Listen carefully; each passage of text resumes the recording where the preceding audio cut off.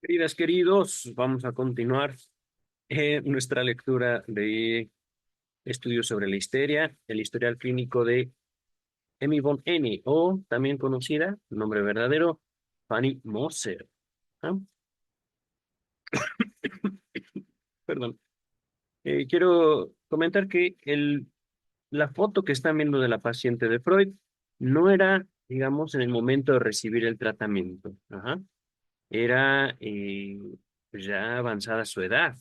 Cuando Freud la toma como paciente, Fanny tenía más o menos unos 10 años más que Freud.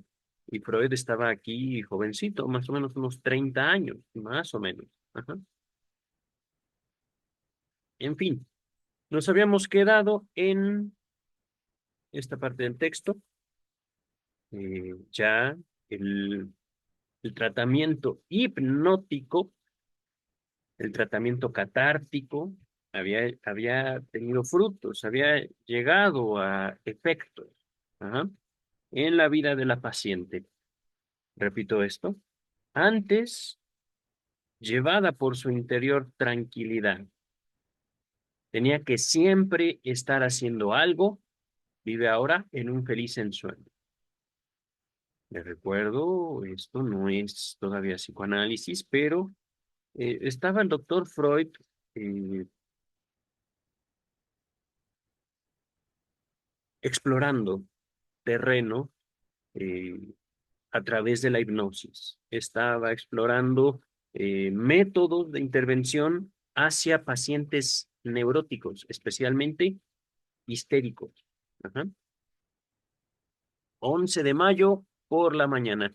Recordemos que efectivamente el doctor Freud hacía 2 o 3 visitas al día a la paciente. Ujú. Hoy es el día señalado por el doctor N para reconocer a la hija mayor de la paciente, que se ha quejado de trastornos de la menstruación. Encuentro a mi enferma algo intranquila, pero por su excitación, pero su excitación se manifiesta ahora con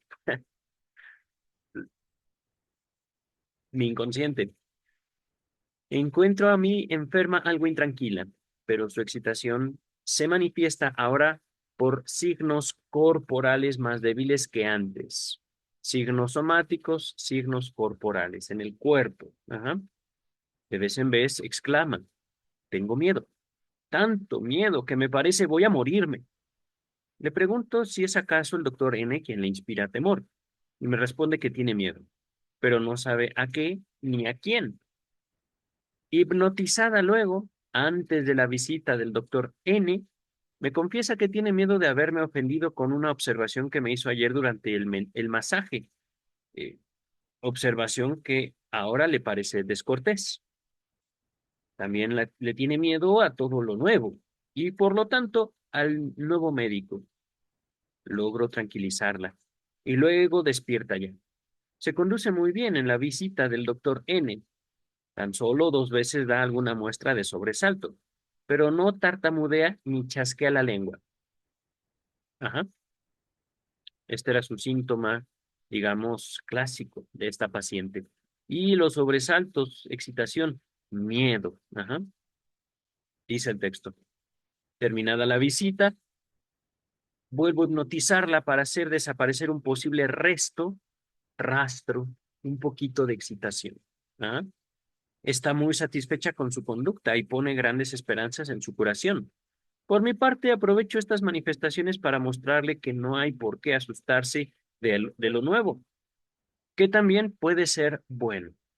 Nota número 57 nos dice, posteriormente se demostró que todas estas sugestiones de carácter instructivo fallaban por completo en esta paciente.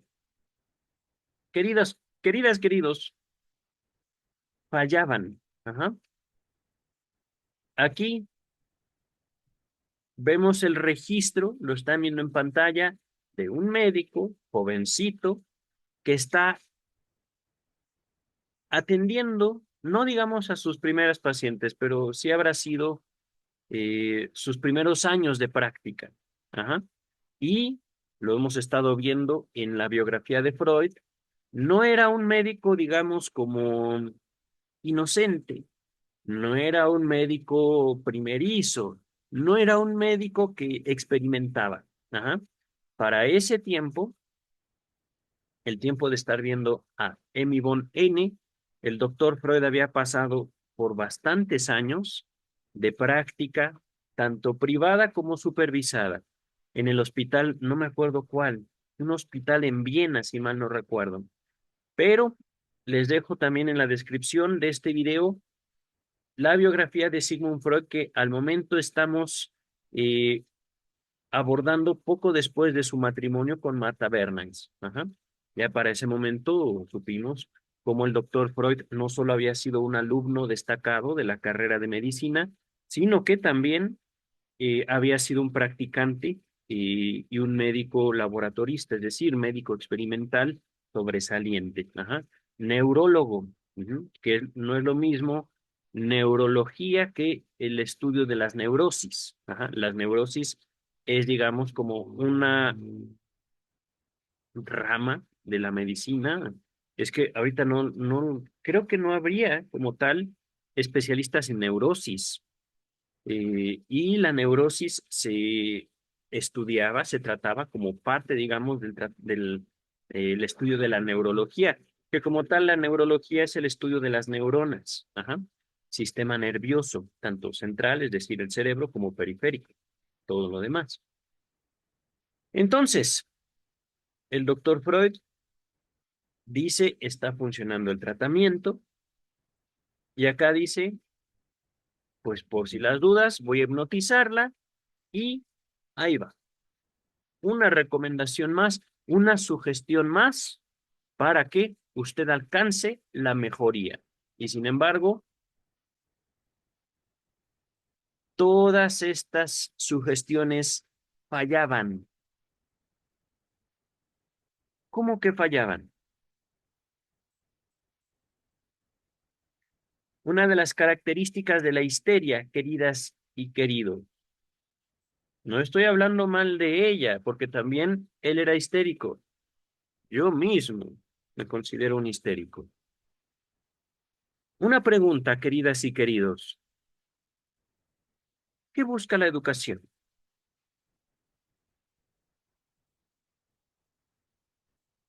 La educación es un proceso que acaba cuando tenemos un trabajo, somos productivos, tenemos una familia, nos morimos. Mi pregunta es la siguiente. ¿En qué momento, y esto también tiene que ver, digamos, con el ordenamiento, las clasificaciones de salud mental, en qué momento es apropiado dar de alta a un paciente? Cuando se eliminaron sus síntomas, pero ¿y las recaídas? Cuando el doctor Freud dice fallaban, entendemos que no dejaban de producir efectos y efectos positivos para el tratamiento y para la paciente y por lo tanto para el doctor. Ajá. Entonces, pregunta, ¿a qué se refiere el doctor Sigmund Freud con que esas sugestiones instructivas fallaban, de que no daban en el blanco? ¿Qué quería decir el doctor Freud con eso? Vamos a ver. Por la tarde la encuentro muy tranquila. Ah, qué bueno. Y en la conversación que mantenemos antes de la hipnosis, se descarga de muchos reparos y escrúpulos. En la hipnosis le pregunto cuál es el suceso de su vida que ha dejado en ella un efecto más duradero y surge con mayor frecuencia en su memoria. La respuesta, la muerte de mi marido. La invito a relatarme este suceso con todo detalle, y así lo hace, dando muestras de profunda emoción, pero sin tartamudear ni chasquear la lengua. Hallándose ambos en un lugar de la Riviera, que les gustaba mucho, un día de paseo, y al atravesar el puente, mi marido sufrió un ataque cardíaco y cayó al suelo. donde permaneció como muerto algunos minutos, pero se repuso pronto y pudo volver a casa por su pie. Poco después, estando ella en la cama, convaleciente de un parto, mi marido, que almorzaba a su lado, su marido que almorzaba a su lado, mi lapsus otra vez, su marido que almorzaba a su lado en una mesita, se levantó de repente, la miró con expresión extraña y cayó muerto al suelo. ¡Wow! Ella se tiró de la cama y mandó llamar al médico, pero todo fue inútil. La paciente hace aquí una pausa y continúa luego. La niña que por entonces había yo dado a luz y que solo contaba unas semanas, estuvo enferma durante más de 6 meses. Y yo misma tuve también que guardar cama con pertinaces fiebres constantes. Ajá. Qué impresión. Les recuerdo que esta es la traducción de Luis López Ballesteros. Ya estudiamos la traducción por Luis Echeverry, que viene de James Strachey, la traducción del alemán al inglés y luego al español. Les estoy hablando de la traducción de la Standard Edition. Este caso ya lo conocía y aún así no deja de impactarme el evento, la muerte del marido de Emmy von N. ¡Qué impresión! Y también como un primer ataque y no pasa nada. Ajá. Hasta se fue caminando. Se regresó caminando a su casa. Y un segundo ataque, ¡pum! Se cayó y no se levantó. Dice el texto. A continuación, adoptando una expresión de enfado, de molestia, de enojo, como cuando nos referimos a una persona de la que estamos hartos, expone cronológicamente, ordenadas, todas las molestias y preocupaciones que su hija menor le ha causado. Durante mucho tiempo se había mostrado extraña y anormal.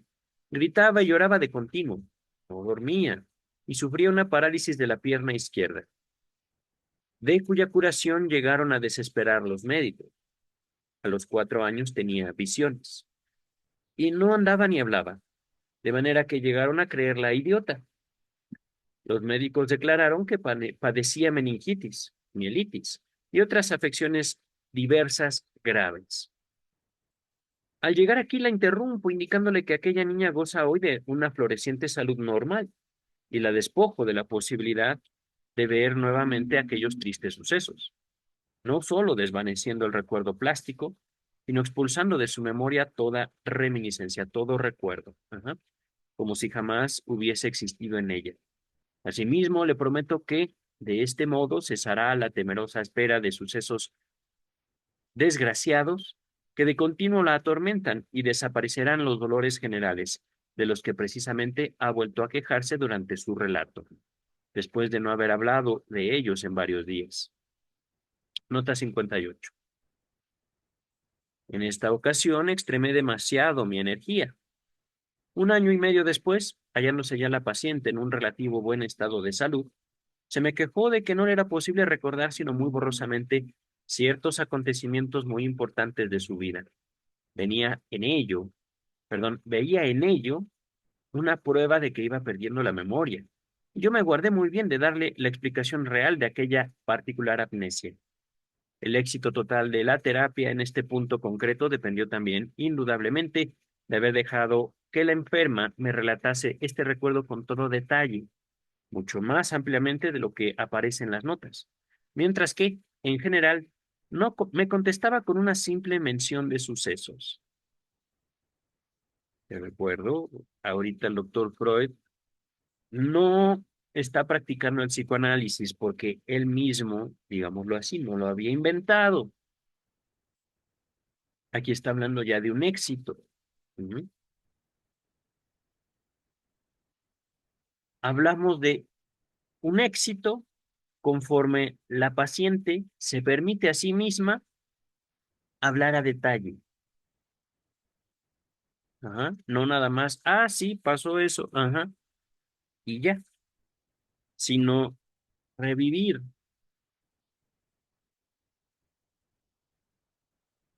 Regresamos al texto. Para mi sorpresa, inmediatamente después de mi última sugestión, comienza a hablar del príncipe L, cuya fuga de un manicomio constituía por entonces el suceso del día, y manifiesta nuevas representaciones terroríficas referentes a los establecimientos de este género, a los manicomios, tales como la de que, para calmar a los enfermos, se los somete a duchas heladas o se los sujeta a un aparato giratorio que los hace dar vueltas rápidas. 3 días antes, cuando me expreso por primer, cuando me expresó por primera vez su miedo a los manicomios, había yo interrumpido sus manifestaciones al terminar de contarme una primera historia, la de que los enfermos eran amarrados en sillas. Y observo ahora que tales interrupciones son contraproducentes, es decir, no debo interrumpir a mi paciente y que lo mejor es escuchar hasta el final las manifestaciones de la enferma sobre cada punto concreto. La dejo pues agotar ahora el tema y borro las nuevas imágenes terroríficas, apelando a su buen juicio actual y argumentando que debe prestar a mis palabras mayor crédito que a las temerosas historias relatadas por una estúpida criada. Mm, Qué amable, doctor Freud, pero esto me llamó la atención. Ajá. Borro las imágenes terroríficas. ¿Cómo estaba seguro de eso, querido doctor Freud? Y esta es la segunda mención, ¿eh? ¿Dónde está? Borro los recuerdos.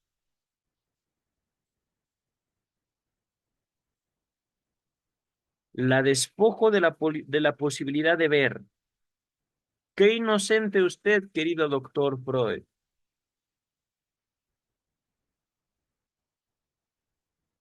Me parece que había otro. Eso de expulsando de su memoria toda reminiscencia. Ajá. Bueno, es que esa impresión les daba el uso de la hipnosis, la catarsis. Ajá. Borrar recuerdos, despojar de la posibilidad de ver. Ajá.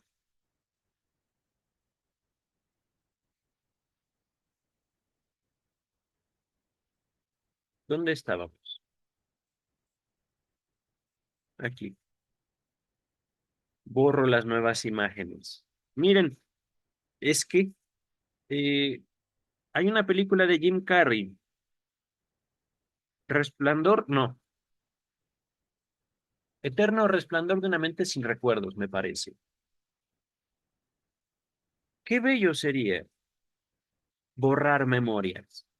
Qué bello sería limpiar nuestra cabeza, limpiar nuestra alma, como limpiamos una mesa. Pup, pup, pup, y ya, vámonos. Pero, ¿y dónde queda el sujeto, queridas y queridos?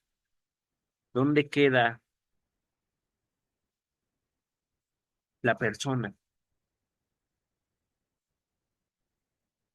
Dice el texto.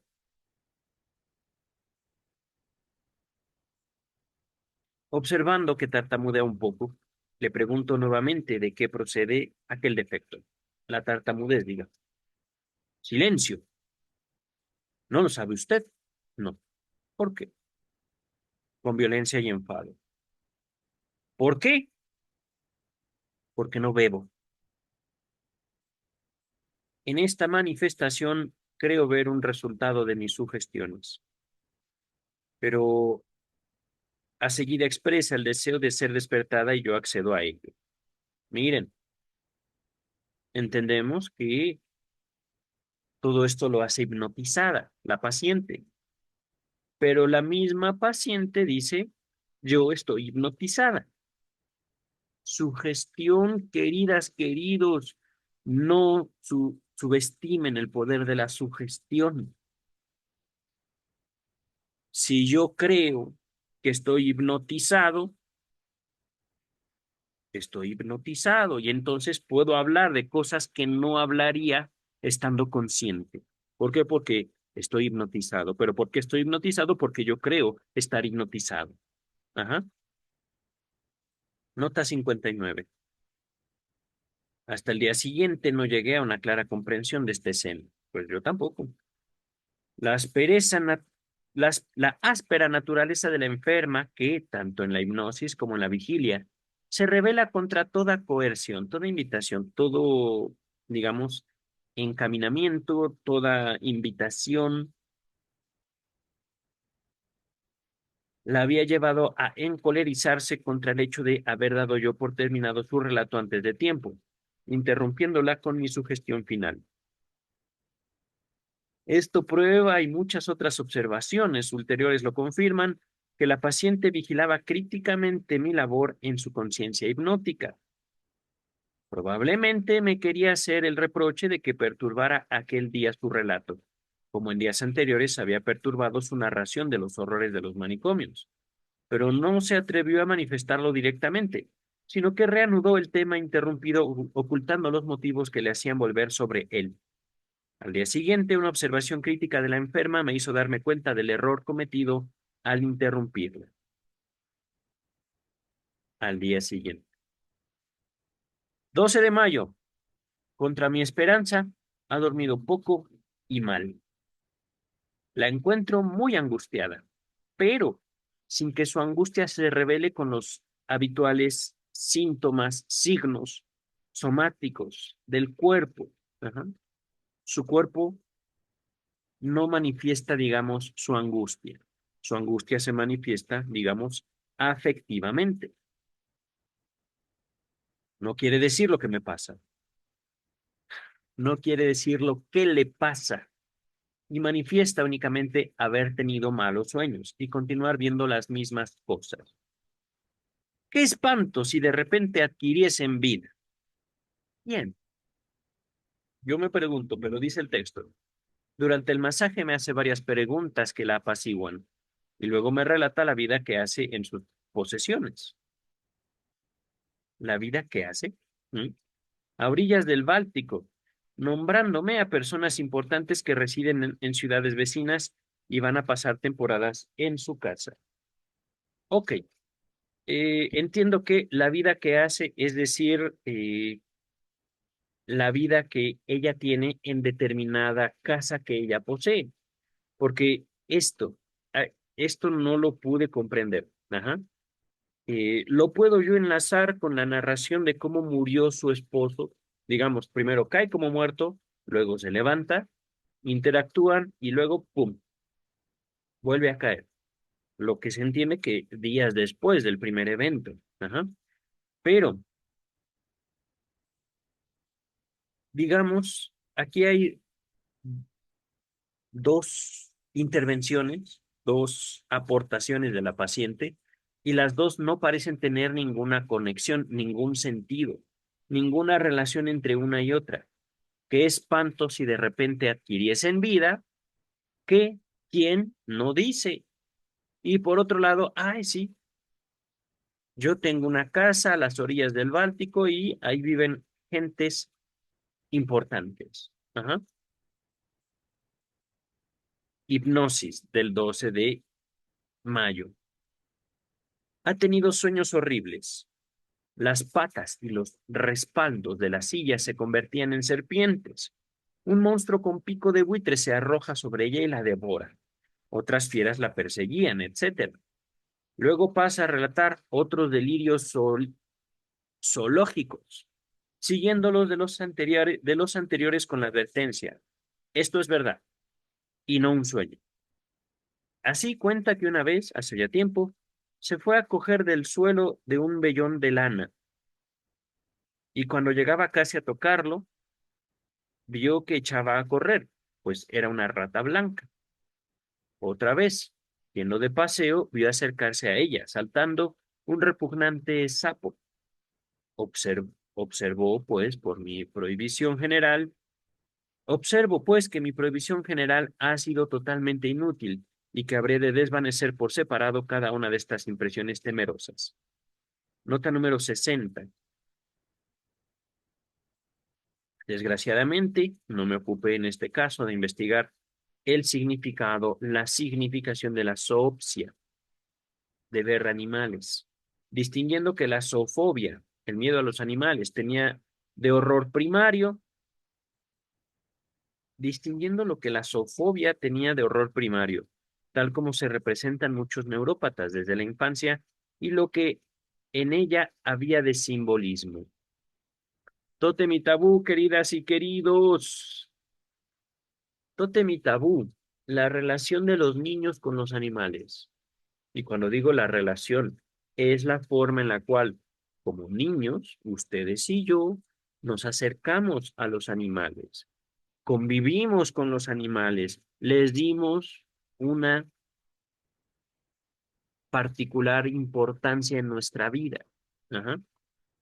A partir de, puedo decirlo, la sexualidad infantil, se puede, digamos, establecer una relación de la zoofobia con la religión. ¿Cómo? Tótem y tabú, queridas y queridos. Lo sagrado. ¿Qué es lo sagrado, queridas y queridos? Lo sagrado es al mismo tiempo lo que queremos ver y lo que puede costarnos la vida solo de verlo. Lo sagrado es lo santo, que es verdad, pero también lo más horrible. Ahorita regresamos al texto. Les dejo tótem y tabú en la descripción. En el curso del diálogo llego a preguntarle por qué ha tenido también dolores de estómago y cuál es el origen de los mismos.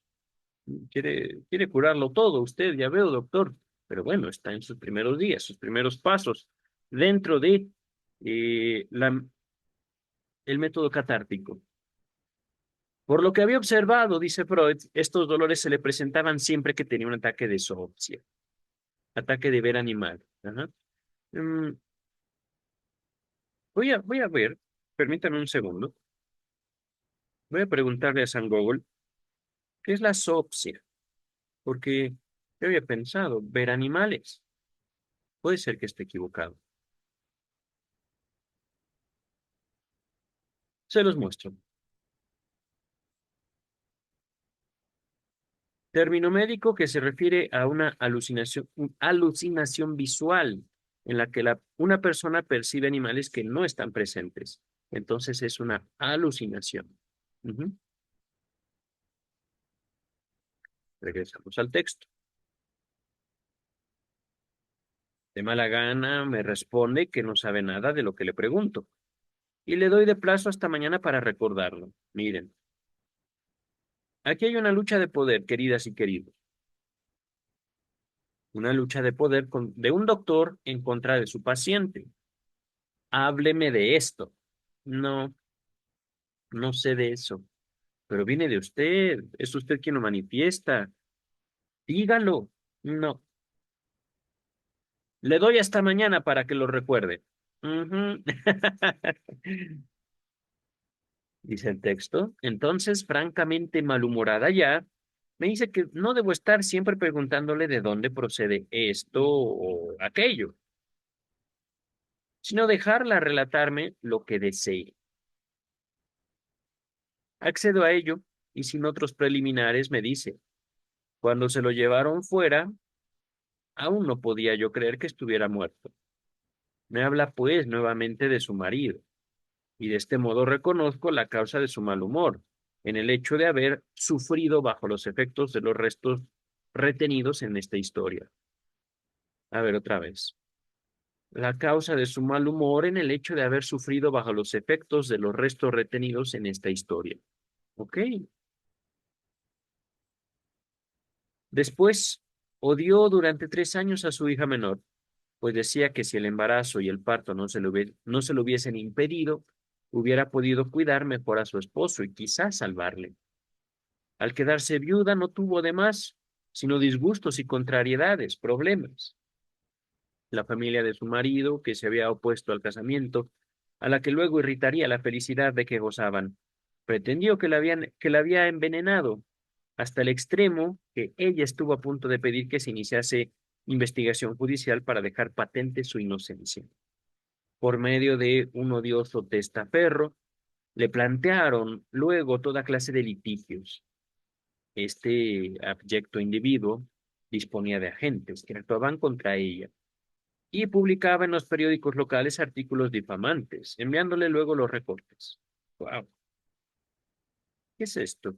¿Qué es abyecto? Un segundo. Abyecto, despreciable, vil en extremo. Ok, estoy compartiendo el texto, ¿verdad? En efecto. Mm, aquí está. De esta época procede su misantropía y su odio a las personas nuevas para ella. Después de las palabras apaciguantes que enlazo a su relato, se manifiesta más tranquila. Día siguiente, 13 de mayo. También ha dormido poco a causa de los dolores de estómago. Anoche no ha cenado.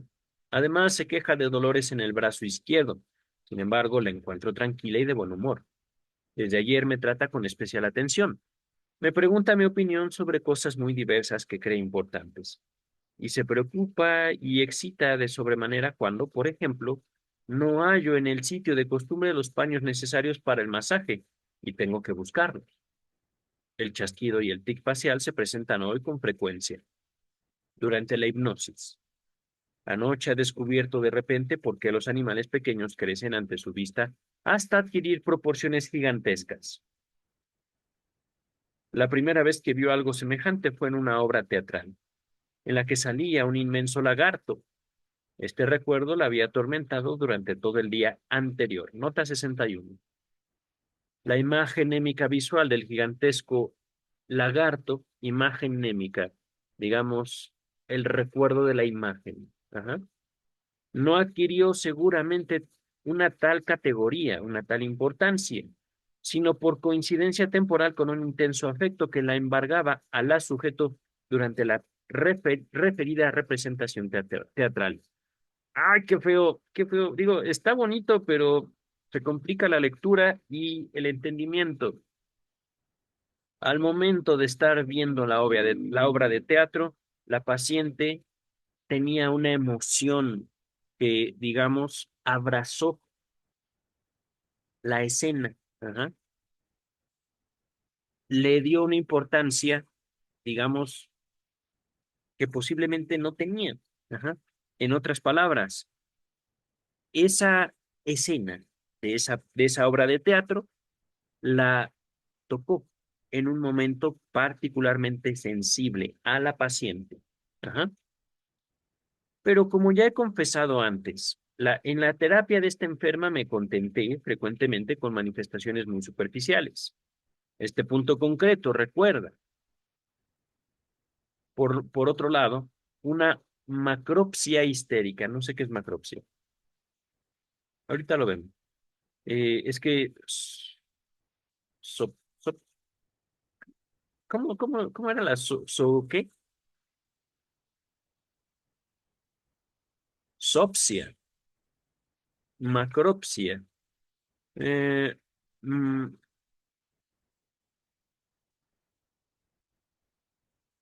Debe ser como una exageración, macropsia. A ver, permítame. Distorsión sensorial de la visión. Un desorden neurológico que afecta la percepción visual, haciendo que los objetos sean percibidos más grandes de lo que son en realidad. Ah, ok, ok. Lo inverso de la micropsia. Ujú. Ahorita no les estoy mostrando la pantalla. Bueno, se las muestro por unos segundos. Y regresamos al texto. Ajá.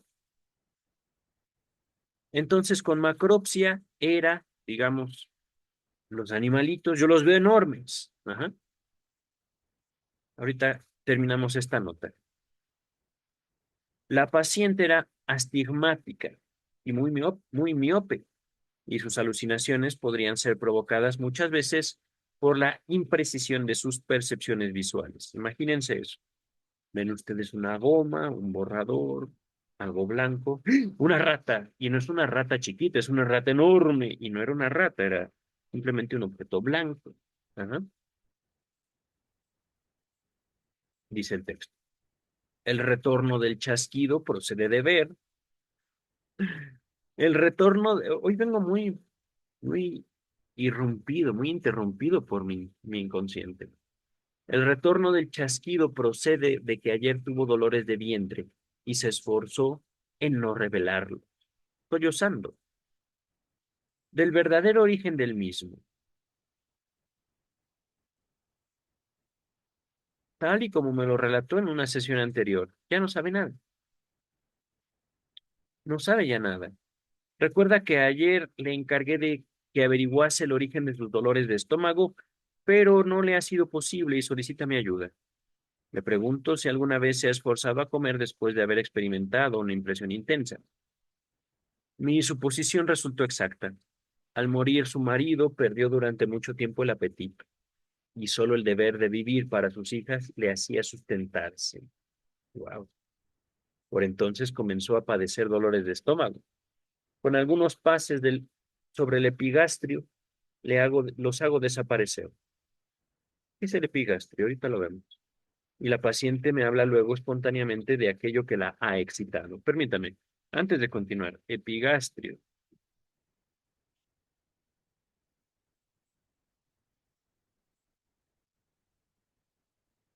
A ver, imágenes.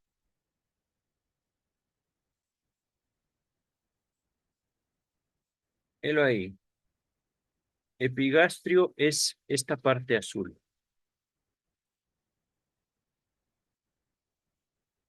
En México, o bueno, lo podría yo nombrar también como la boca del estómago, la parte de arriba del estómago. Ajá. Epigastrio. Regresamos al texto. Dice, entonces, el doctor Freud le soba la pancita y la paciente dice, le he dicho a usted que durante algún tiempo no quise a mi hija menor. Debo añadirle ahora que nadie pudo advertir en mi conducta una falta de tal cariño. He hecho por ella todo lo necesario. Todavía hoy me reprocho querer más a la mayor. Es decir, no la quiero, no quiero a mi hija, pero siempre aparente lo contrario. Es decir, la sobreprotegía, la cuidaba de más, le daba más que a mi hija mayor, que es a quien sí quiero. Ujú. Y todo esto no me sirvió para lidiar con mi culpa. Hoy me reprocho, hoy me reclamo, me increpo, me castigo incluso, querer más a mi hija mayor. Y esto lo quería decir la paciente desde hace tiempo, pero el doctor quería curarla. Ah, pues porque él tenía el poder, ¿verdad? Él tenía la catarsis, él tenía la hipnosis, y él era el doctor, él estaba al mando, ¿verdad? 14 de mayo, está bien y contenta. Ha dormido hasta las 7:30 y solo se queja de leves dolores de la mano, la cabeza y la cara. La conversación en la que la enferma se desahoga, dando libre curso a sus preocupaciones, va adquiriendo cada día más importancia. Fíjense, hasta aquí, al menos en este caso clínico, el doctor Freud, un doctor, digamos, con toda la preparación necesaria, dice, tratamiento quiere decir hipnosis y luego me habla. Luego usted se desahoga en la hipnosis. ¿Por qué? Porque la hipnosis nos ayuda a vencer ciertas resistencias. Porque usted me va a hablar como estando dormida. No se va a dar cuenta de lo que habla, pero sí. Y al mismo tiempo, usted va a estar más aliviada. Hipnosis. Pero antes dígame cómo ha estado. Ajá. Y esa plática antes del tratamiento, antes de la hipnosis, fue adquiriendo más importancia. ¿Por qué creen? Queridas, queridos, hay algo único, particular, específico del psicoanálisis,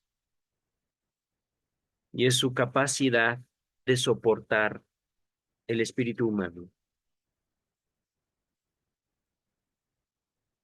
Por eso,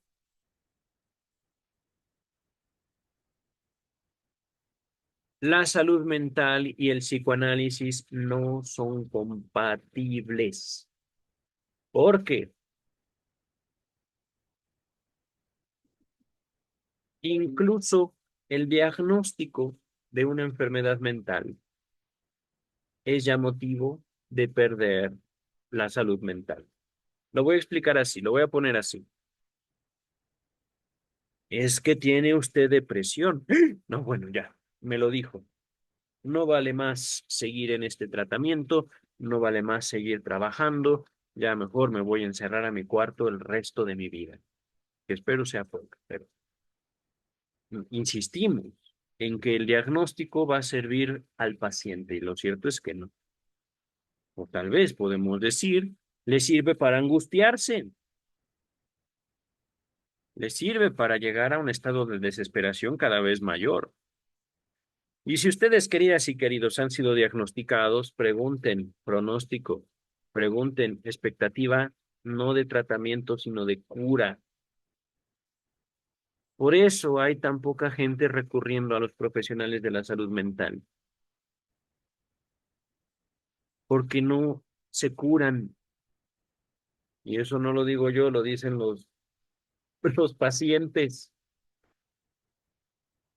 Dice el texto. Hoy no tiene casi nada de terrorífico no tiene casi nada terrorífico que contarme. Se queja de dolor e insensibilidad en la pierna derecha y cuenta que en 1871 convalece apenas de una enfermedad intestinal. Tuvo que cuidar, estoy muy desatado hoy. Cuenta que en 1871, convaleciente apenas de una enfermedad intestinal, tuvo que cuidar a su hermano, enfermo, presentándose entonces los dolores de vientre que aún le aquejan a veces y provocan alguna parálisis, al- una parálisis de la pierna derecha. Ok, esto lo leí muy extraño. ¿Alguna?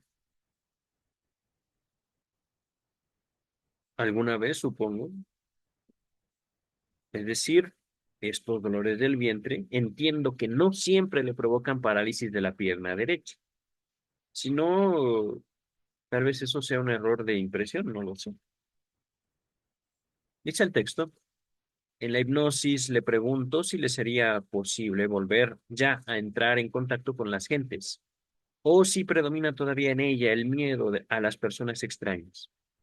Me responde que aún le es muy desagradable sentir a alguien cerca de ella, y con este motivo me relata nuevos casos en los que la brusca aparición de una persona le ha producido desagradable sorpresa. Yendo de paseo con sus hijas por las cercanías de Rubén, surgieron repentinamente detrás de unos arbustos dos individuos de aspecto sospechoso y las insultaron.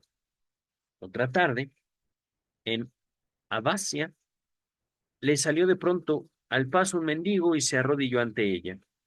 Luego resultó ser un loco inofensivo. Por último, me relata una nocturna tentativa de robo, de la que fue objeto en su finca aislada en medio del campo, suceso que la asustó de sobremanera. Sin embargo, se observa fácilmente que su miedo a la gente procede sobre todo de las persecuciones de que fue víctima después de la muerte de su marido. Pues sí, gente desconocida, gente agresiva. Nota 62. Por entonces me inclinaba a aceptar, para todos los síntomas de una histeria, un origen psíquico, es decir, son sus fantasías. No, Hoy adscribiría un carácter neurótico a la tendencia a la angustia de esta paciente, que vivía en una total abstinencia sexual o neurosis de angustia. Doctor Freud, mire, está usted caminando y de repente corre. En la descripción les dejo, queridas y queridaos, tres ensayos de teoría sexual, estudiado en la traducción de James Strachey. Pero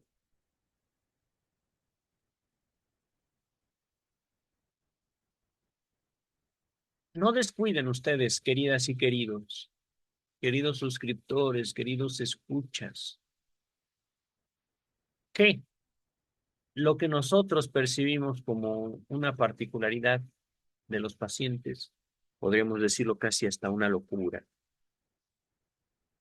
sea una adaptación que ha sobrevivido en ellos, en ellas, por mucho más tiempo de lo que sería necesario. Hablo de adaptación, ¿por qué no mencionar también el aprendizaje? Pero, eh, más allá de eh, víctimas de un aprendizaje, se trata justamente de ver cómo no es lo que nos enseñan, sino lo que adoptamos, lo que nos termina moldeando, lo que nos determina. Al momento, queridas, queridos, origen psíquico, lo puedo describir como fantasía, al momento, pero también, ¿por qué no pensar en un deseo?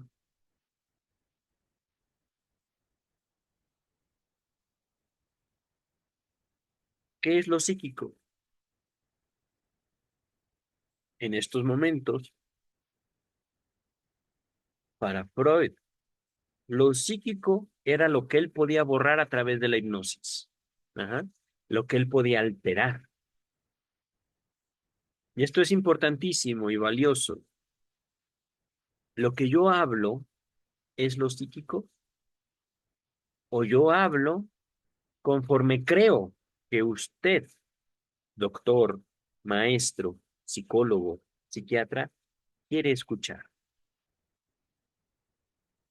Ha pasado mucho desde que el doctor Freud murió y el psicoanálisis ha pasado mucho desde, incluso, desde que el doctor Lacan murió.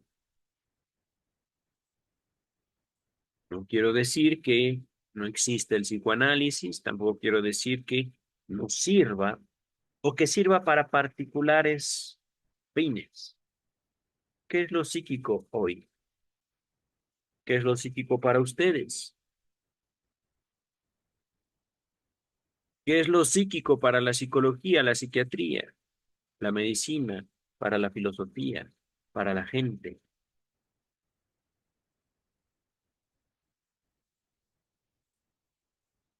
Hay veces que la gente dice, quiero decir esto a alguien que no sea un sacerdote, no por recomendación mía, sino porque la gente así lo quiere. Quiero hablar esto con alguien que no sea un sacerdote, que no tenga nada que ver con la iglesia, que no me vaya a perdonar de mis pecados porque no es lo que quiero, porque no es lo que creo. Ajá. Entonces lo escojo a usted o la escojo a usted. Y lo cuentan. ¡Pup! Ese es el origen de mi problema. Pues no es cierto. Eso es lo que quería contarme. Ahora continúe. ¿Cuál es su problema? Ti, ti, ti, ti, ti, ti, ti, ti. Ajá. ¿A dónde voy con mi comentario? Hoy lo psíquico obedece a un deseo y ese deseo no es el del analista. Besos, Lacan. En pocas palabras, ah,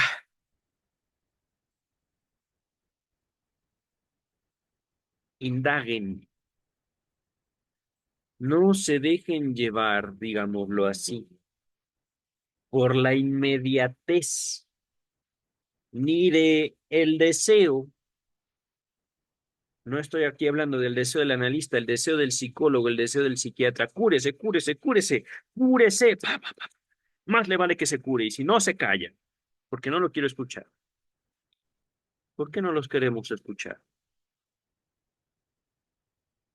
¿Por qué todas las técnicas, los métodos, las terapias psicológicas al día de hoy se conforman a partir de la experiencia del silencio del paciente? Cállese y deje de fumar, cállese y deje de beber, cállese y deje de agredir, cállese y no se enoje.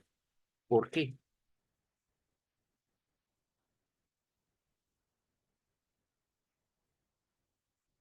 ¿Por qué? Digámoslo así, la solicitud de salud mental atraviesa por el silencio del paciente, lo impone. ¿Por qué? Por la misma razón por la cual este doctor, Sigmund Freud, todavía jovencito, no podía soportar el decir de una paciente, porque a veces el decir no tiene lógica.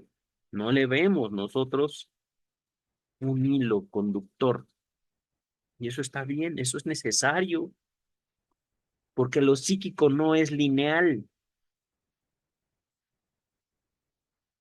Podría nombrar lo psíquico como una explosión. Y lo psíquico no es algo que está ahí, es algo que se da justamente en presencia de un analista. No sé por qué mi teléfono se apagó. Se reinició sin que yo se lo pidiera. Pero bueno, hablando de lo psíquico el día de hoy, cierta autonomía de los dispositivos.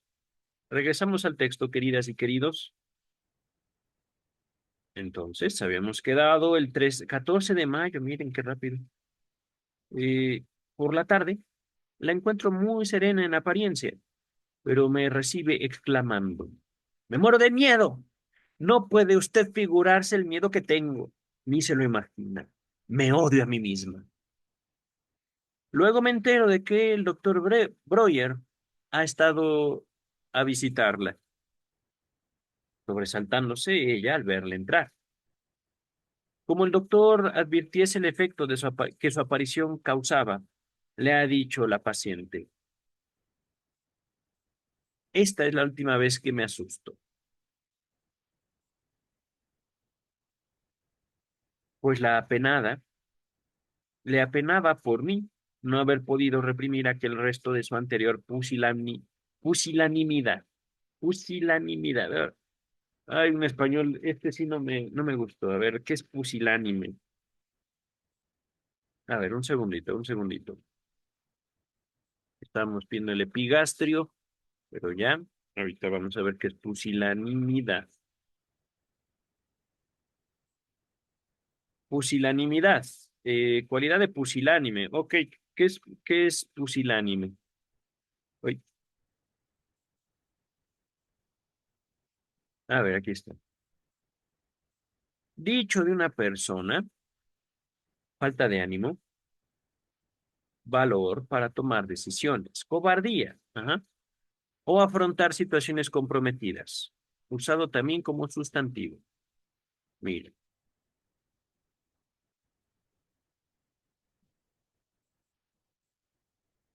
en otras palabras, el doctor Freud se ha esforzado mucho para que yo deje de ser una cobarde, pero aún entra este desgraciado y me sigo espantando.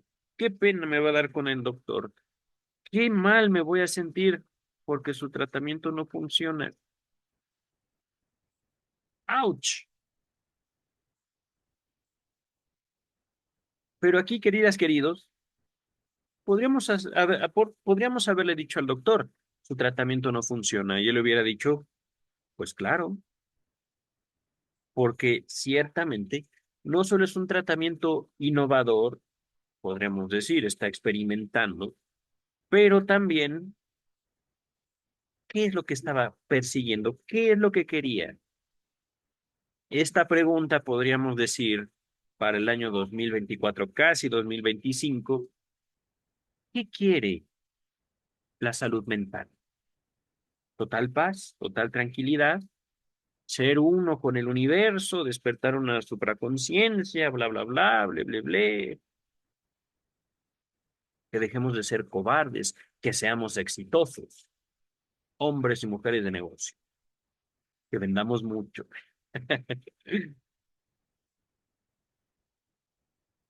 No. Dice el texto. En general, he tenido ocasión de observar durante estos últimos días cuán dura es para consigo misma y cuán dispuesta se halla siempre a reprocharse, regañarse, como graves faltas, los más mínimos descuidos, tal como el de que no estén en su sitio habitual los paños necesarios para el masaje o el periódico que leo mientras duermo. Wow, hacía muchas cosas entonces, doctor Freud, frente a la paciente. Una vez derivada la capa primera y más superficial de recuerdos atormentadores, reminiscencias atormentadoras. Qué bonito, pero no se entiende mucho. Aparece su personalidad moralmente hipersensible y afectada de una tendencia a disminuirse. Tanto en la vigilia como en la hipnosis le repito, parafraseando el antiguo principio de latín. ¿Por qué latín? Principio. Se espera. Se espera usted, doctor. Yo quería leerlo de continuo, pero pues con usted no se puede. Dice la inteligencia artificial, es una expresión latina que significa de los asuntos intrascendentes no se ocupa el magistrado. Minimis non curat praetor. De lo mínimo no se ocupa la autoridad. Ajá. Ups. Bueno, creo que ¿qué estoy compartiendo? Estoy compartiendo el texto. Ahí tienen la aportación de la inteligencia artificial. Por supuesto, ya no me acordaba. Seguramente en la Standard Edition esto traía su traducción al español, pero aquí no está.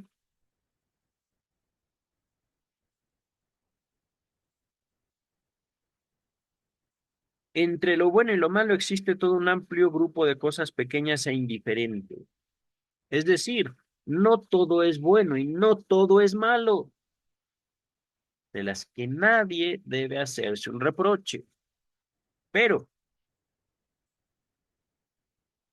si una persona se siente culpable porque se le reinicia el celular, hay un ejercicio ahí de voluntad, queridas y queridos. Puede ser, no en el reinicio del celular, el sistema y lo determinó, pero sí al sentir culpa. Y esto llega a desesperar a mucha gente, razón por la cual no quieren escuchar. Es decir, supongamos, ahora somos ustedes y yo médicos, doctores de cabecera. Paracetamol para todo. Tenga usted su paracetamol. Pero tenemos a una pacientita, llega con una gripe. Ah, gripe, paracetamol y esta otra medicina. Ya tiene usted. Y llega 8 días después con la misma gripe. ¿Pero cómo? ¿No se tomó sus medicamentos? Sí, sí. Bueno, no. ¿Por qué no se los tomó? Ah, es que doctor, mire que plum, plum, plum, plum, plum. Y de algo tan sencillo, la paciente, que no estoy hablando de ella, se hace todo, todo complicado. De algo muy sencillo, de algo que puede aliviar así, ya.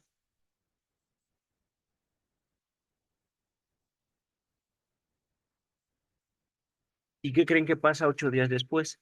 Llega la misma paciente con la misma gripe. ¿Y ustedes le van a querer escuchar? Cuando empieza con lo mismo le dicen, basta, no, no puedo más, no tengo que escucharla. Ya le di sus medicamentos, ya la traté, ya hice lo que tenía que hacer como médico. Váyase con un psicólogo, váyase con una psicóloga. Pero ustedes creen que va a ir primero, por recomendación del médico. Puede ser que vayan. Segundo, llega con el psicólogo, llega con la psicóloga y dice bla, bla, bla, lo mismo. Una, dos, tres, cinco, 10 sesiones, ella dice lo mismo. ¿La van a querer seguir escuchando ustedes?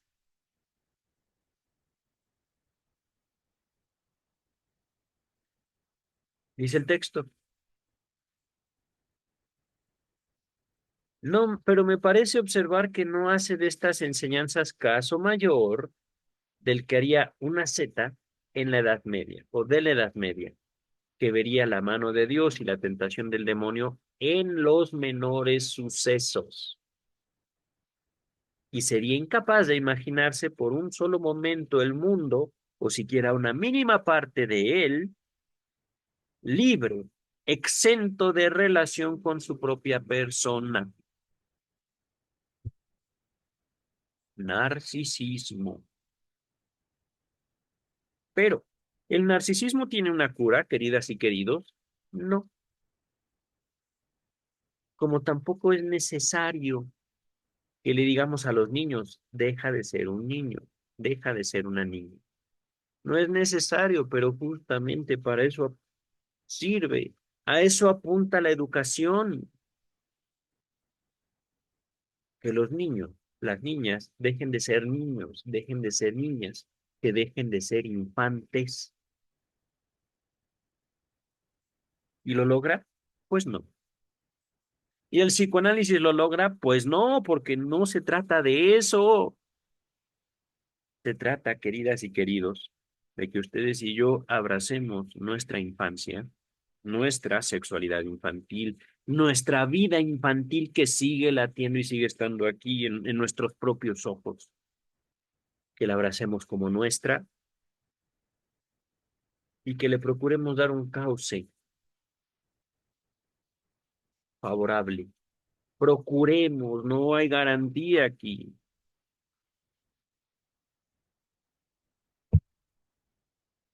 En ello, digamos, nos especializamos en psicoanálisis, no en regañar, porque ciertamente no ganamos nada. Eso ya nos lo enseñó el doctor y estamos viendo. Hubiera obtenido más eh, ventaja, le hubiera servido más al doctor Freud hablar con la pared que hablar con esta paciente, hipnotizada o no. ¿Por qué? Porque el doctor Freud quería curarla, quería que ella cambiara, quería que ella dejara de ser ella. Ajá. En la hipnosis añade algunas imágenes terroríficas a las relatadas en sesiones anteriores. Así cuenta que en Abacia veía cabezas sangrientas bailando en una cresta de las olas. En la cresta de las olas. ¡Uy, qué imagen tan terrible! Cabezas humanas, entiendo.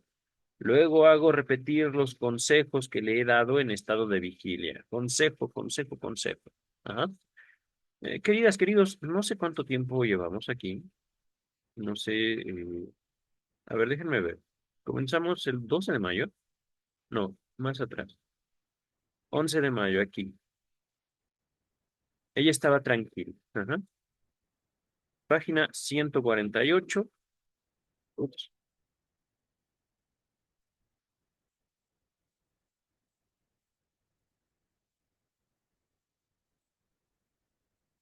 154. Otras 4 páginas, queridas y queridos.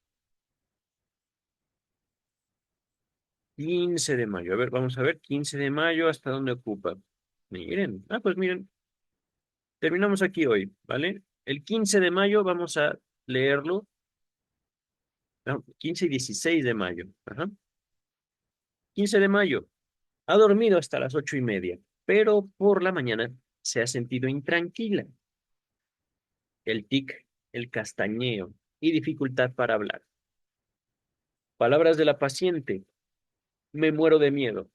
Interrogada.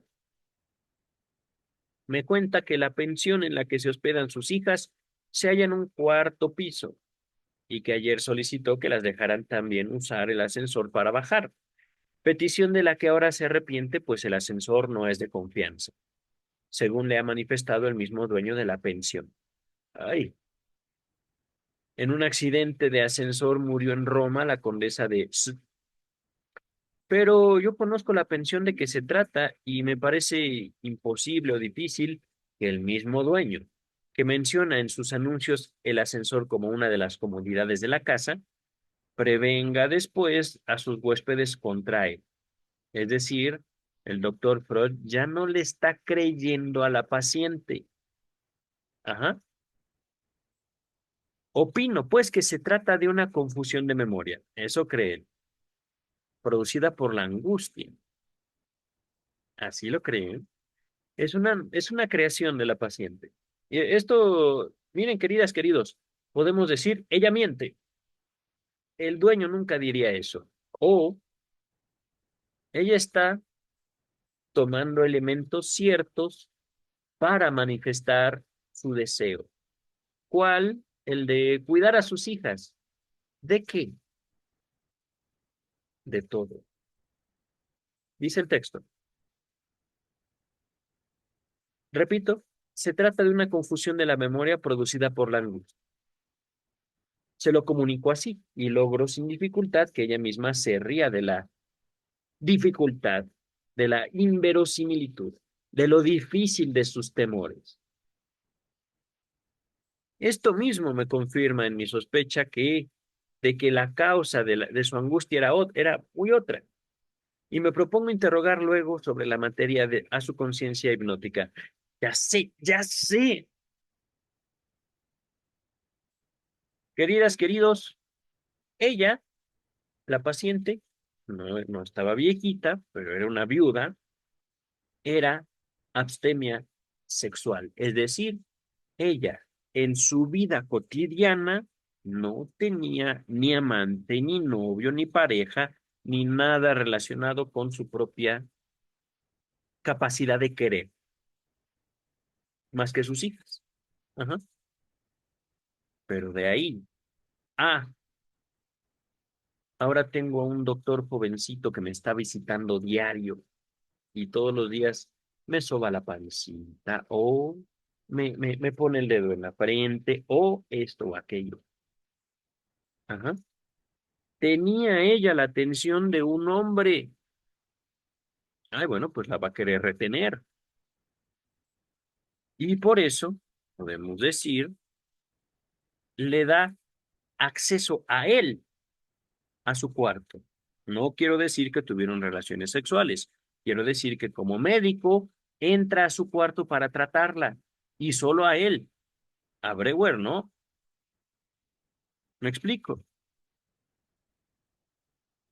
Para el momento de estar escribiendo esto, para el momento de tratar a esta paciente, el doctor Freud no tenía idea ni de la sexual humana, ni de la sexualidad humana conforme al psicoanálisis. Ajá. Digamos, la búsqueda del afecto, ni de la transferencia. Les dejo en la descripción los escritos técnicos del psicoanálisis. Creo que es el volumen 12 de la Standard Edition. Así se llaman, son varios. Sobre la transferencia, consejos al médico que está iniciando el psicoanálisis, etcétera, etcétera, etcétera. Ajá. Aquí lo que vemos es, doctor, ayúdeme, ayúdeme, ayúdeme. Tenga usted, ya le ayudé. No se vaya, no se vaya, ayúdeme. Por eso, sí podríamos decir una mentirilla de la paciente, pero una mentirilla que le permite decir, me muero de miedo. Ajá, ayúdeme, sálveme. Otra de las razones, otro de los motivos, otra de las manifestaciones contraproducentes de la salud mental. Supongamos, llega su paciente. Me muero de miedo. Ah, bueno, técnica no sé qué, bla, bla, bla, pa. Sale feliz. Una semana después, me muero de miedo. Sale feliz. 3 semanas consecutivas, me muero de miedo, pero con la última ya finaliza. ¿No quiere un café, doctora? ¿No quiere un café, doctor? Doctora, doctor, son ustedes muy guapos. Ajá. Y cuidado con eso, queridas, queridos, porque no creo que sean ustedes ni los primeros ni los últimos ante esas formas de seducción. Dice el texto, esto mismo me confirma en mi sospecha de que la causa de su angustia era muy otra, y me propongo interrogar luego sobre la materia a su conciencia hipnótica. Durante el masaje que emprendo hoy de nuevo, es decir, los masajes los daba él. No, pues con razón. Yo pensé que estaban en un hospital, pensé que ella tenía un cuarto en un hospital, ¿no? Pensé que era alguien más quien daba el masaje, pero lo daba él. ¡Wow! Después de varios días de interrupción, me relata sucesivamente varias historias sin conexión alguna entre sí, pero que pueden ser verdad. Hablándome así de un sapo que encontró en una bodega, de una mujer excéntrica que cuidaba a un hijo idiota con singular procedimiento, y de otra mujer que padecía de melancolía y fue encerrada en un manicomio. De este modo revela las reminiscencias que atraviesan su pensamiento cuando se apodera de ella el malestar. Reminiscencias, recuerdos. Ajá. Después de haberse desahogado con estos relatos de se serena, se calma y me habla de la vida que hace en su finca y de las relaciones que mantiene con personas notables de Alemania y Rusia, resultándome difícil conciliar este aspecto social de su personalidad con la idea de una mujer tan intensamente nerviosa. Lo están seduciendo, querido doctor Freud, pero usted jovencito, y recién casado. No, pues la tenía bastante difícil la paciente. En la hipnosis le pregunto por qué estaba esta mañana tan intranquila y en lugar de repetirme sus temores con respecto al ascensor, el elevador, me dice haber temido de que se le presentara de nuevo el periodo. Sí, era joven, no era viejita, obligándola a una nueva interrupción del masaje. Nota 63. Oh, no, bueno. ¿Qué nota tan extensa? Caray. No, bueno, yo creo que terminamos este día, queridas, queridos. Terminamos la nota, terminamos el día y hasta ahí quedamos. Nota 63. Me lleva. El proceso había sido, pues, el siguiente. Al despertar por la mañana se encontró angustiada y para explicarse su estado de ánimo echó mano de la primera representación temerosa que halló en su imaginación. La tarde anterior había tenido con la institutriz de sus hijas una conversación en la que se trató del ascensor de la pensión donde se hospedaban. Cuidadosa siempre del bien de sus hijas, temerosa también diría, preguntó si la mayor, que a causa de una enfermedad de los ovarios y de dolores en la pierna derecha, no podía andar mucho, no podía caminar, utilizaba también el ascensor para bajar del piso. Una confusión de recuerdos le permitió entonces enlazar la angustia, de la cual tenía perfecta conciencia, a la idea del ascensor. Su conciencia no le ofrecía al principio el verdadero motivo de su angustia, el cual no surgió sino más tarde, pero sin la menor vacilación. Cuando en la hipnosis le interrogué sobre él.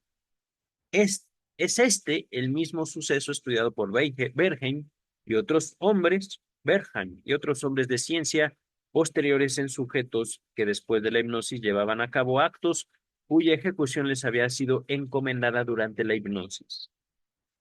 Así Bergheim surgió, sugirió una vez a un enfermo que después de despertar del sueño hipnótico se llevase a la boca los dedos pulgares de ambas manos. ¿No?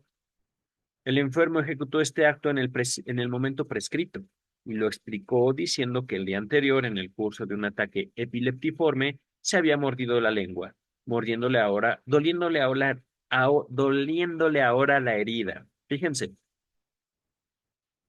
ahí está el deseo.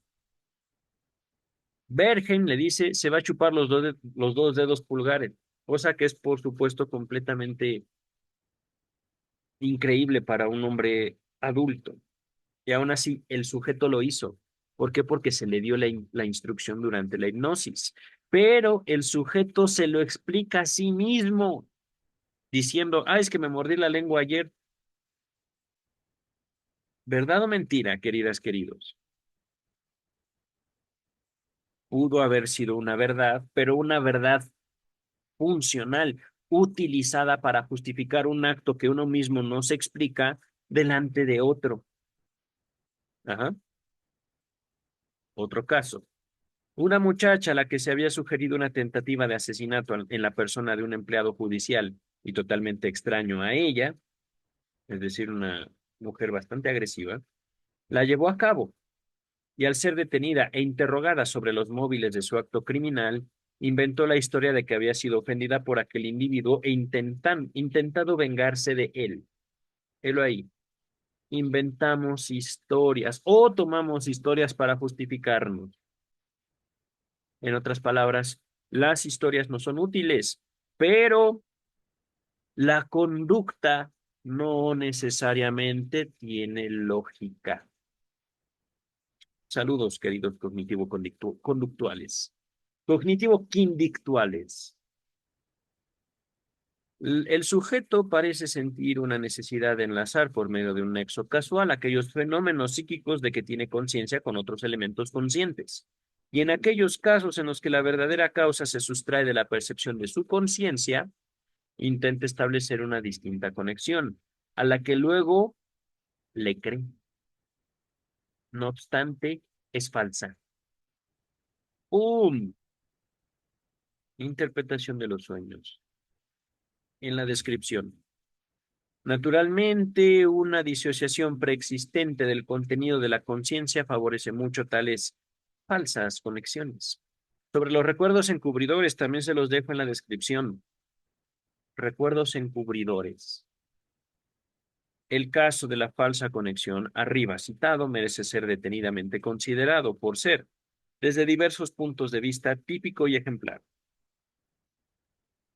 Lo es, en primer lugar, por lo que respecta a la conducta de la paciente, la cual me dio aún repetidamente en el curso del tratamiento ocasión de deshacer, por medio de la sugestión hipnótica, tales falsas conexiones y destruir sus efectos. Ah. Sí, claro, ya no le creo en eso, querido doctor Freud, pero bueno, se vale ser inocente, ¿no creen? Relataré aquí detalladamente un caso de este género, que arroja viva luz sobre el hecho psicológico correspondiente. Había propuesto a mi paciente sustituir el baño templado habitual por un baño de asiento frío, prometiéndole que se sentaría mejor, que le sentaría mejor. La enferma obedecía sin la menor resistencia a todas las prescripciones facultativas, pero la seguía con manifiesta desconfianza, pues como ya indicamos, ningún tratamiento médico le había proporcionado algún alivio. Mi proposición del baño frío no fue tan autoritaria que le impidiera expresarme su desconfianza. Palabras de ella.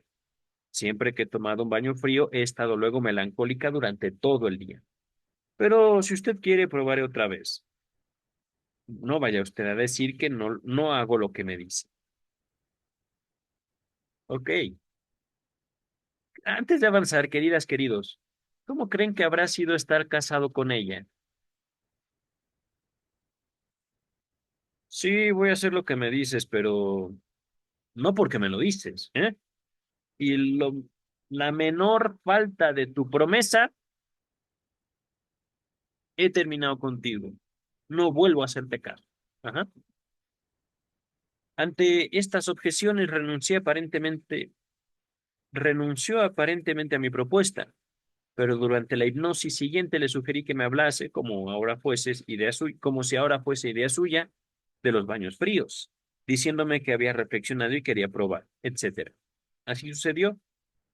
En efecto, al día siguiente, en el cual la enferma me expuso todos los argumentos que en favor del baño frío había yo antes aducido, perdón, cediendo yo a sus deseos sin mostrar entusiasmo ninguno. Pero al día siguiente al baño la encontré en efecto profundamente malhumorada. ¿Por qué está usted hoy así? Ya lo sabía yo. Siempre que tomo un baño frío me pasa lo mismo. Pues usted misma me pidió permiso para tomarlo. Ahora ya sabemos que le sienta mal y volveremos a los baños templados. En la hipnosis le preguntó luego, ¿ha sido verdaderamente el baño frío lo que le ha puesto a usted tan de mal humor? Nada de eso, dijo ella. El baño frío no tiene nada que ver con mi estado de ánimo.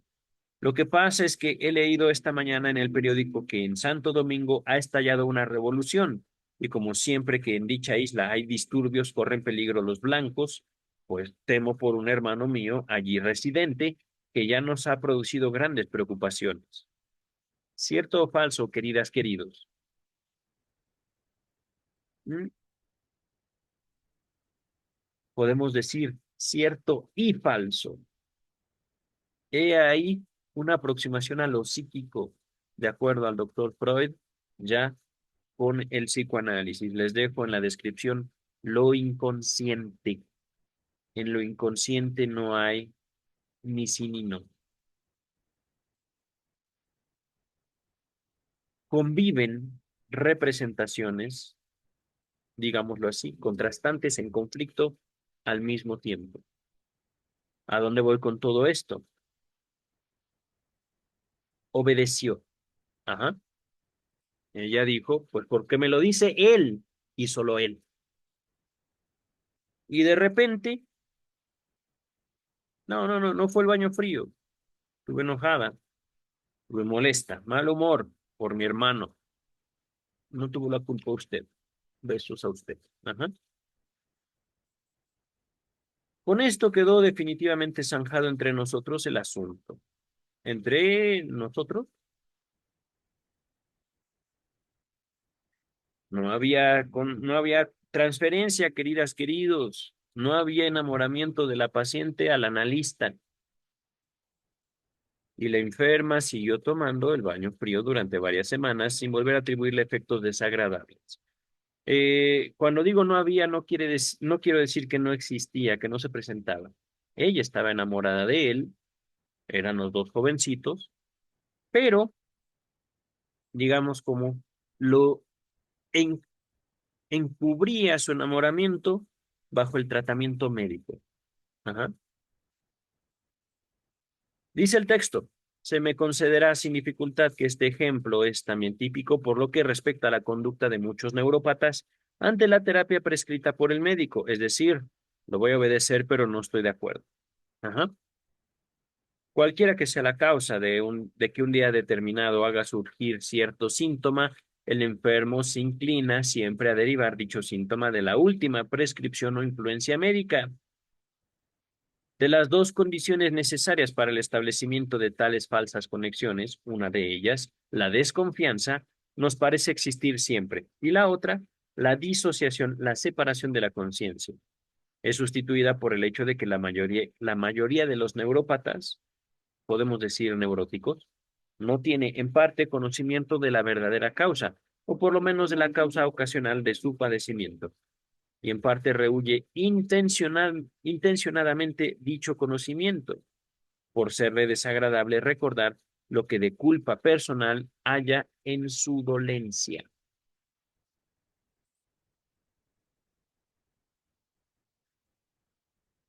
Oh, queridas, queridos,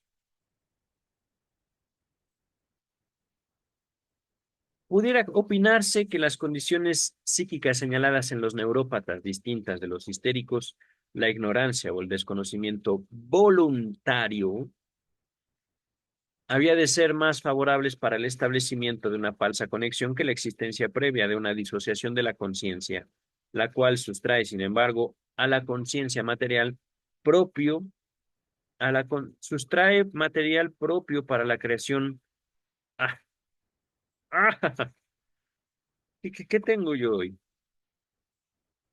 Pudiera opinarse que las condiciones psíquicas señaladas en los neurópatas, distintas de los histéricos, como la ignorancia o el desconocimiento voluntario, habían de ser más favorables para el establecimiento de una falsa conexión que la existencia previa de una separación de la conciencia, la cual sustrae, sin embargo, sustrae a la conciencia material propio para la relación causal, pero esta separación solo raras veces es completa. Casi siempre llegan hasta la conciencia ordinaria fragmentos del complejo inconsciente de representaciones, y precisamente estos fragmentos son los que dan ocasión a tales perturbaciones. Por lo corriente es la sensación general enlazada al complejo, como la angustia, la tristeza, etcétera, la que hace sentir conscientemente, como en el ejemplo relatado, y el sujeto se ve llevado por una especie de coerción asociativa, a enlazarla con un complejo de representaciones dado en su conciencia. Se mienten a sí mismos. Estas otras observaciones relatadas por mí no hace mucho en distinto sector me han probado el poderío de una tal coerción asociativa, es decir, me es natural asociar esto con esto. Pero a mí, cuando lo llevo al análisis, me doy cuenta que eso no tenía ninguna relación con esto. Era yo quien lo asociaba. ¿Por qué? Porque lo segundo, de lo cual puedo relacionar lo primero, tiene una relación muy fuerte con mi propia vida afectiva, mi propia sexualidad infantil. Dice el texto, durante varias semanas hube de abandonar mi lecho habitual y acostarme en otro más duro, en el cual soñé quizá más o con mayor vivacidad que de costumbre, o por lo menos me fue imposible dormir con la profundidad normal. Resultó así que en el cuarto que de hora siguiente al despertar, en el cuarto de hora siguiente al despertar tenía presentes todos los sueños de la noche y los ponía por escrito para intentar su interpretación, consiguiendo, entre otras cosas, referir los sueños de esta temporada en su totalidad a dos factores. Número uno, a la necesidad de elaborar aquellas representaciones de las cuales solo fugitivamente me había ocupado durante el día sin agotarlas. Número dos, a la imposición de enlazar entre sí los elementos dados en el mismo estado de conciencia. Lo insensato y contradictorio de los sueños dependía de la libre actividad del último de estos dos factores. En otra paciente, Cecilia M., de la cual llegué a adquirir un conocimiento más profundo que de ninguna otra de las aquí mencionadas, he podido comprobar que el estado de ánimo correspondiente a un suceso y el contenido del mismo pueden entrar regularmente en una distinta relación con la conciencia primaria. Un camión. No sé si lo escuchen, pero fue bastante fuerte.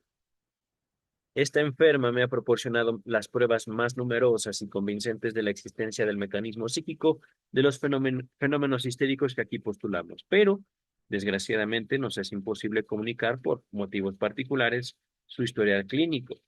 Cecilia M. se hallaba últimamente en un singular estado histérico que seguramente no constituye un caso único, y aunque no tengo noticia de que haya sido observado nunca, está estado que podríamos calificar de psicosis histérica de extinción. La paciente había sufrido numerosos traumas psíquicos y padecido durante muchos años una histeria crónica con muy diversas manifestaciones. Los motivos de todos estos estados le eran desconocidos. Su memoria, espléndida en general, mostraba singulares lagunas, y ella misma se lamentaba de que su vida se le apareciera como fragmentada. Un día surgió de repente en ella una antigua reminiscencia con toda la plasticidad y toda la intensidad de una sensación nueva. Y a partir de este momento vivió de nuevo. Durante cerca de 3 años, todos los traumas de su vida. ¡Wow! Entre ellos algunos que creía olvidados desde mucho tiempo atrás y otros jamás recordados, padeciendo terriblemente a través de este periodo, en el que volvieron a presentársele todos los síntomas que había sufrido en tiempos anteriores. Esta extinción de antiguas deudas, extinción como pago, entiendo, comprendía un periodo de 33 años y permitió descubrir la determinación, a veces muy complicada, de todos sus estados. Solo se lograba procurarle algún alivio dándole ocasión de desahogar verbalmente en la hipnosis con las correspondientes manifestaciones afectivas y somáticas. La reminiscencia que precisamente la atormentaba y cuando yo no podía hallarme presente en tales momentos y tenía que hablar delante de una persona ante la cual se avergonzaba de dar libre curso a sus emociones, ¿ok? Sucedió algunas veces que relataba a tal persona la reminiscencia y con toda tranquilidad y reservaba para la siguiente sesión de hipnosis el llanto y las manifestaciones que hubieran debido acompañar su relato. Después de una tal pieza en la hipnosis se sentía durante algunas horas bien y dueña de sí, pero al cabo de un tiempo surgía la reminiscencia, el recuerdo siguiente, que enviaba delante de ella a manera de avanzada el estado de ánimo correspondiente. La enferma se sentía irritable, angustiada o desesperada, sin sospechar jamás de que aquel estado de ánimo no pertenecía al presente, sino algo que iba a surgir en ella en momentos posteriores. ¡Wow! En el intervalo establecía regularmente una falsa conexión que defendía con gran tenacidad hasta la hipnosis. Así me recibió me recibió un día con la pregunta: ¿no cree usted que soy una infame? ¿No es una señal de infamia el haber dicho a usted ayer aquello? Lo que al día anterior me había dicho no podía justificar en modo alguno tal juicio, y así lo comprendió la paciente misma después de corta discusión. Pero la hipnosis siguiente hizo surgir una reminiscencia relativa a un suceso 12 años atrás, que le había hecho dirigirse violentos reproches, a los que tampoco reconoce ahora gran justificación. Fin de la nota 64. Aquí nos habíamos quedado.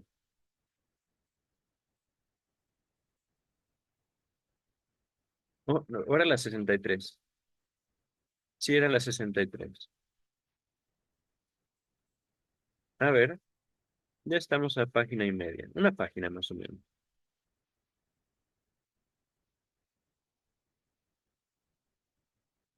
A continuación hago que me relate la historia de sus dolores de piernas. Comenzando como ayer, narra después una larga serie de sucesos penosos y debilitantes, al tiempo de los cuales padeció dichos dolores y cuyos efectos hubieron de intensificarlos, hasta producirle una parálisis y anestesia en ambas piernas. Análogamente sucede con los dolores en los brazos, que comenzaron simultáneamente a los que dice sentir en la nuca una vez que se hallaba ayudando, se hallaba asistiendo a un enfermo. Sobre los dolores en la nuca me dice que sucedieron a singulares, es decir, vinieron después de singulares estados de intranquilidad y mal humor, y consisten en una sensación de presión helada en la nuca, rigidez y frío doloroso en las extremidades, incapacidad de hablar y postración. Suelen durarle de 6 a 12 horas. Mis tentativas de reducir este complejo de síntomas a una reminiscencia fallan por completo, siendo contestadas negativamente las preguntas, a dicho fin encaminadas, sobre si su hermano, al que ayudó en ocasión de encontrarse delirando, la tomó alguna vez por la nuca. En definitiva, no sabe de dónde provienen tales ataques. Nota 64. No. Bueno, ok. Las notas, las benditas notas. Reflexiones posteriores me han llevado a suponer que tales calambres en la nuca, según los denominaba la enferma, nunca debían de ser estados orgánicamente condicionados, análogos a la jaqueca, parecidos al dolor de cabeza. Ajá. En la práctica observamos muchos otros estados de este género no descritos aún, cuya singular coincidencia con el clásico ataque de hemicrania nos inclina a ampliar el concepto de esta última. Sabido es que muchas mujeres neurópatas suelen enlazar con el ataque de hemicrania ataques histéricos, como contracciones y delirios. Siempre que la señora Emmy von N. sufría de dolores en la nuca, tenían al mismo tiempo un ataque de delirio. Por lo que respecta a los dolores en los brazos y en las piernas, opino que se trataba de uno de aquellos casos, no muy interesantes, pero sí frecuentes, de determinación por coincidencia casual. La enferma los padecía durante una época de excitación en que se hallaba asistiendo o ayudando a un enfermo, y como la fatiga se los hiciese sentir más intensamente que nunca, tales dolores al principio solo casualmente asociados a aquellos sucesos fueron repetidos luego en su recuerdo, como símbolo somático del complejo de asociación. digamos como un recuerdo que toca el cuerpo. Ajá. Más adelante expondré varios otros ejemplos de este proceso. Probablemente tales dolores fueron en un principio reumáticos, o sea, para dar un sentido preciso a esta palabra, tan impropiamente empleada con frecuencia. Dolores pertenecientes a un género que residen sobre todo en los músculos. Permiten observar en estos una intensa sensibilidad a la presión y una modificación de su consistencia. Se manifiestan con máxima intensidad después de un largo reposo o inmovilidad de la extremidad correspondiente, por ejemplo, por la mañana. Mejoran mediante la repetida ejecución del movimiento doloroso y pueden hacerse desaparecer por medio del masaje. Estos dolores miógenos, muy frecuentes en todos los individuos, adquieren gran importancia en los neurópatas. Claro, ya me estoy muriendo. Es que así es como lo entiendo. ¿Qué es este dolor? No, no, no, no, no, no, no. Sí, ayer tenía un barro aquí, pero me voy a morir. Pero no es nada más dolor, digamos, en la piel, en los músculos, después del dormir. Y le damos un significado a esos dolores. Un significado, claro está, para obtener un placer,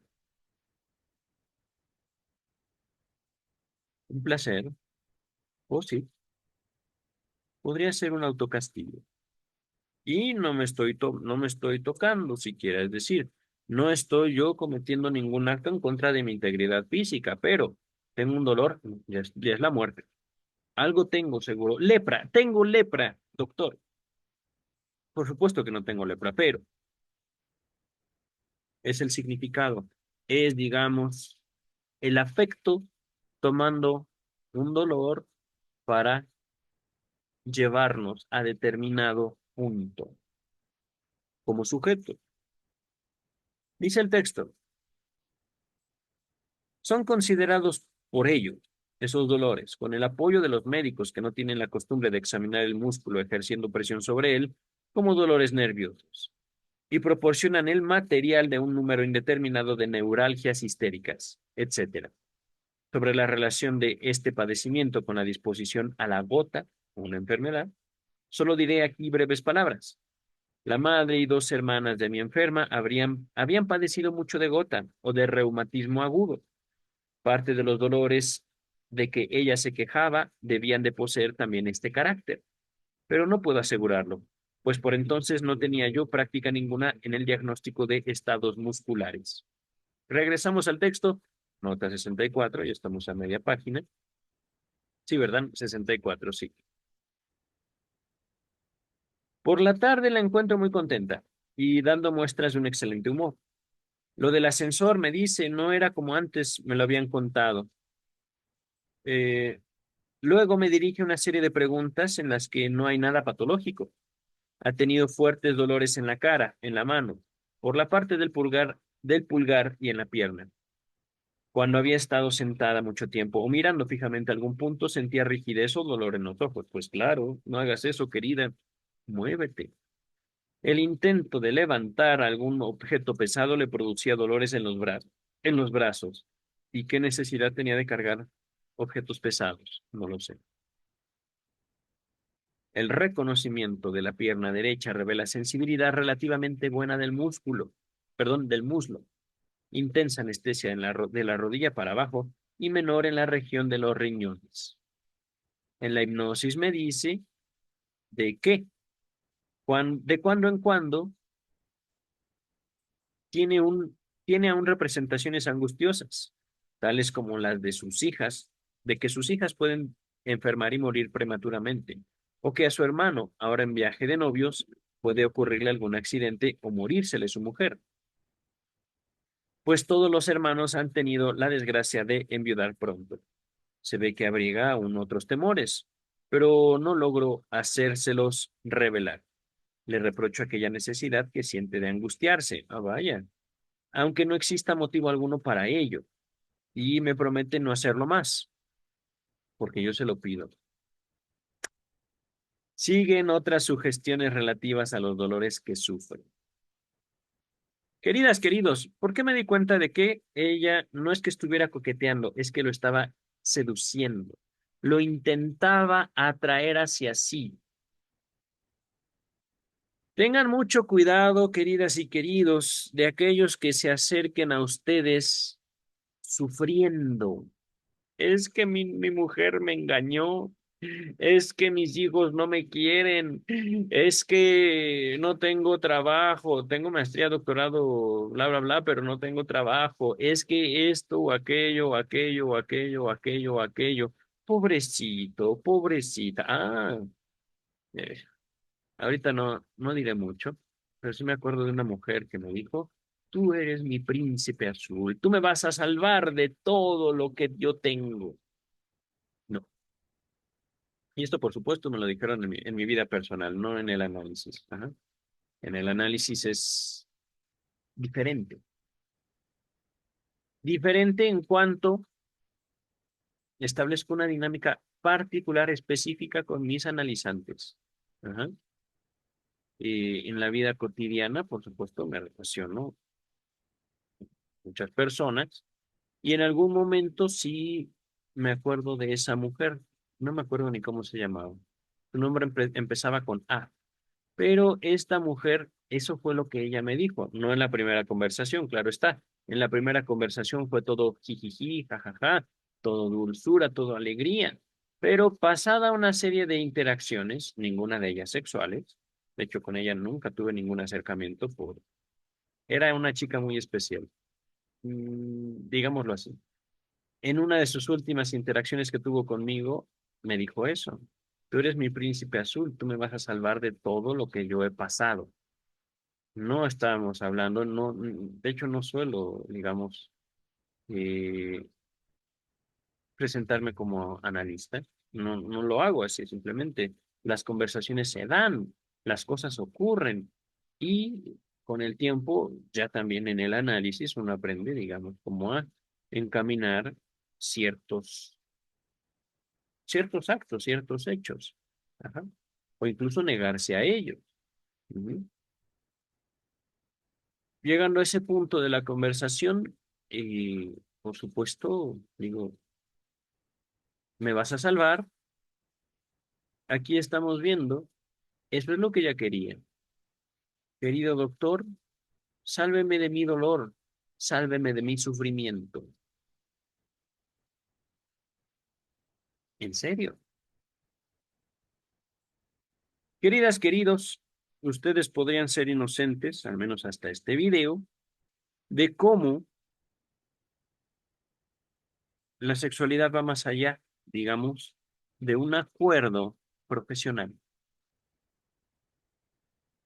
La capacidad que tiene no solo Emi Bonene, no solo el doctor Sigmund Freud, no solo yo, la humanidad en general, de poder tomar cualquier evento, cualquier hecho, cualquier recuerdo y darle un significado, ya sea para atormentarnos a nosotros mismos o ya sea para pedir ayuda, es impresionante. Encontrarán gente que incluso quieran que ustedes los salven de sus éxitos. Vamos a dejar hasta aquí, queridas, queridos. Tengan cuidado, pero es que en serio, es necesario hablar de este tipo de temas, hablar de este tipo, digamos, de fenómenos, de eventos, de hechos, y no de lo que queremos que el mundo sea. Partamos, iniciemos la discusión de lo que es. Por el momento baste y nos vemos el próximo miércoles con Melanie Klein. Bye.